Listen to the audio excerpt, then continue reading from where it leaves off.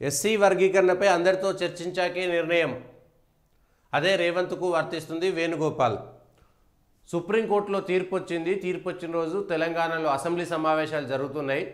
SC వర్గీకరణ, SC reservation ఏదైతే ఉందో ఆ రిజర్వేషన్లలో కులాల వారిగా ఉపకులాలకు ఏబిసిడి అనేటువంటి వర్గీకరణ చేయాలి, చేయడం వల్ల తప్పు లేదనేటువంటి ఒక తీర్పు సుప్రీంకోర్టు చెప్పింది. ఆ రోజు అసెంబ్లీలో ముఖ్యమంత్రి రేవంత్ రెడ్డి గారు చాలా స్పష్టంగా వెంటనే మేము అవసరమైతే ఇప్పుడున్నటువంటి ఉద్యోగాల నోటిఫికేషన్లలో కూడా ఆర్డినెన్స్ ద్వారా మేము వర్గీకరణకు కట్టుబడి ఉన్నాము, ఇది కాంగ్రెస్ పార్టీ ఘన విజయము, ఇది కాంగ్రెస్ పార్టీ మేము కట్టుబడి ఉంది, మొదటి నుంచి కూడా మేము ఎస్సీలలో వర్గీకరణ కోసము కట్టుబడి ఉన్నామని చెప్పినటువంటి కాంగ్రెస్ పార్టీకి వాళ్ళ అధిష్టానము రేవంత్ రెడ్డికి పెద్ద భంగపాటు అనేటువంటి విషయాన్నే మనం చెప్పుకోవాలి.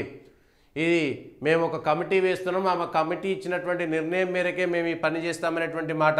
ఎస్సీ వర్గీకరణపై అందరితో చర్చించాకే నిర్ణయం, అదే రేవంత్కు వర్తిస్తుంది.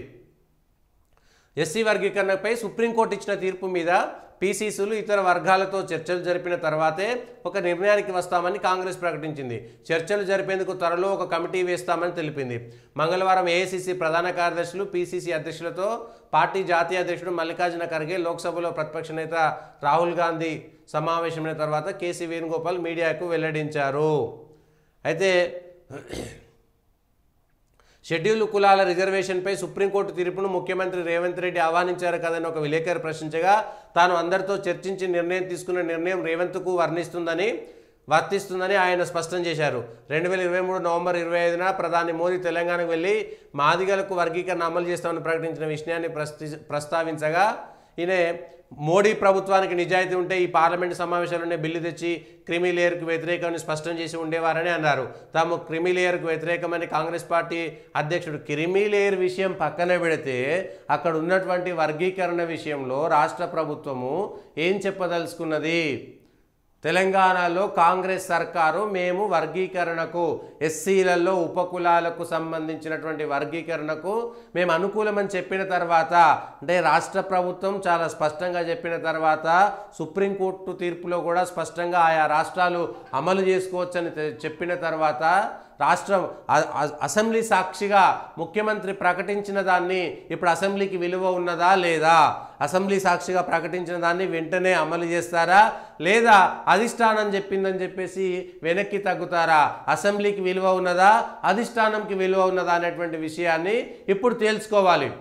తెలంగాణ అసెంబ్లీ సాక్షిగా ప్రకటించినటువంటి విషయాన్ని, ఎందుకంటే గతంలో రాహుల్ గాంధీ గారు కూడా ప్రధానమంత్రి మన్మోహన్ సింగ్ ఉన్నప్పుడు మన్మోహన్ సింగ్ ఒక ఆర్డినెన్స్ తీసుకొస్తే విలేకరుల సాక్షిగా రాహుల్ గాంధీ గారు దాన్ని చింపేసి ఈ చట్టం అక్కర్లేదని చెప్పితే ప్రధాని మన్మోహన్ సింగ్ మౌనంగా ఉండిపోవాల్సి వచ్చింది. ఆయన ప్రధానమంత్రి, ఈయన రాహుల్ గాంధీ ఒక సాధారణ ఎంపీ. ప్రధానమంత్రి తీసుకున్నటువంటి నిర్ణయాన్ని ఒక ఎంపీ చింపి పడేస్తే ఎంపీ చెప్పినటువంటి మాటకు చెల్లుబాటు అయింది తప్ప ప్రధానమంత్రి చెప్పినటువంటి మాటకు విలువ లేదు.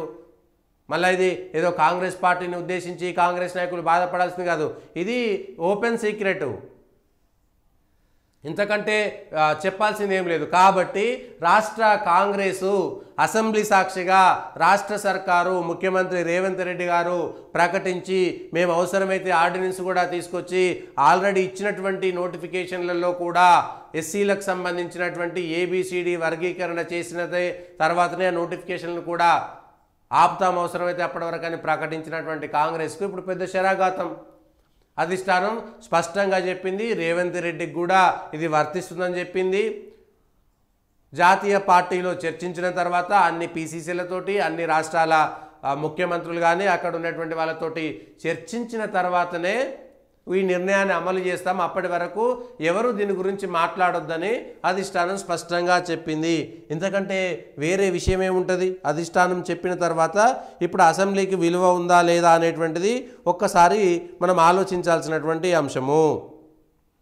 ఎవరిది అమలవుతుంది, ఎవరిది కాదు అనేటువంటి విషయం మనం ఒక్కసారి అర్థం చేసుకోవాలి. అంతకంటే వేరే ఏముంటుంది? కాంగ్రెస్ పార్టీ ఏం చేయాలనుకున్నది ఏబిసిడి వర్గీకరణకి ఒకవేళ నిజంగా తెలంగాణ సర్కార్ ఉంటే అది మాకు సంబంధం లేదు, మేము మాట ఇచ్చినాం, అసెంబ్లీలో చెప్పినాం కాబట్టి వెంటనే చేస్తామని చెప్తారా? ఇప్పుడు వీళ్ళందరితో చర్చించి నిర్ణయం తీసుకుందామంటే ఇంకొక 5-6 నెలలు వెనక్కిపోతుంది.